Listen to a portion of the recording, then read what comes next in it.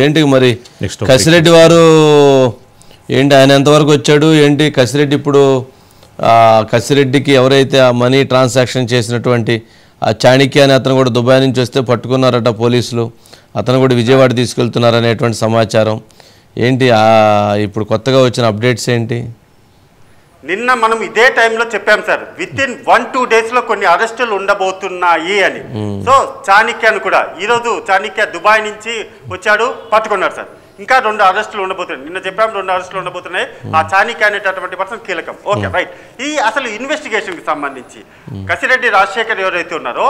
అతను ఏ విధంగా ఇంత టాలెంటెడ్ గా చూపించాడంటే చెప్తాడంట సమాధానాలు పోలీసులు అడిగేటటువంటి ప్రశ్నలు ఏవైతే ఉన్నాయో వాటన్నిటికీ సమాధానాలు అయితే నేను చెబుతాను మీరు ఏదైనా అడగండి అన్నిటికీ సమాధానాలు నేను చెబుతాను కానీ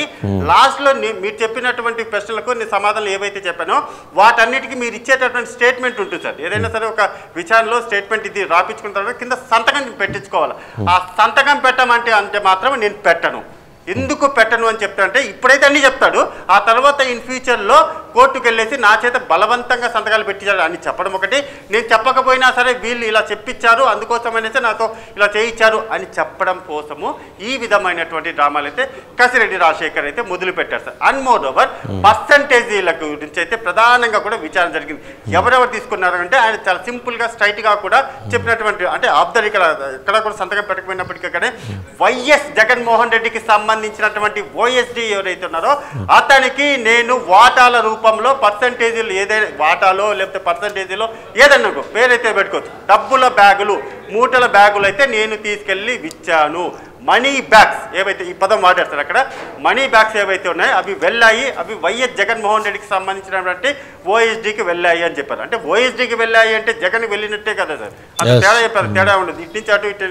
ఆయన దగ్గరికే వెళ్ళాయి మరి వెళ్ళినటువంటి ఆ డబ్బులకు సంబంధించి పూర్తిగా కూడా డీటెయిల్స్ చెప్పమంటే మాత్రం అప్పుడు ప్రశ్న అడిగేటప్పుడు మాత్రమే సమాధానం చెప్తాను తప్ప అంటే జగన్మోహన్ రెడ్డి గారు చెప్తున్నారు సార్ జగన్మోహన్ రెడ్డి గారు తాడేపల్లిలో అంత పెద్ద ప్యాలెస్ కట్టించుకొని ఆ చుట్టూతా ప్రహరీ పైన అంత పెద్ద కాంక్రీట్ పెట్టించుకొని 1000 మంది పోలీసులను పెట్టించుకున్నారనుకుంటే ఎందుకు ఆయనకు అంత సెక్యూరిటీ అని మనం అనుకున్నాం ఆయన మరి నెలకు 60 కోట్లు 3000 కోట్ల రూపాయలు 2000 కోట్ల రూపాయలు ఇంట్లో ఉంటే ఆ మాత్రం సెక్యూరిటీ లేకుండా ఉంటే ఎట్లా అందుకని ఆ సెక్యూరిటీ పెట్టించుకొని ఉంటాడేమో అని అనుకుంటున్నా అంతే కదా పాపం ఆయన మరి సెక్యూరిటీ ఉండాలి కదా అందు మరి నెల 60-70 కోట్లు ఓఎస్డీ కృష్ణమోహన్ రెడ్డి తీసుకుపోయి జగన్మోహన్ రెడ్డి గారు తాడేపల్లిలో ఉన్న ఇంట్లో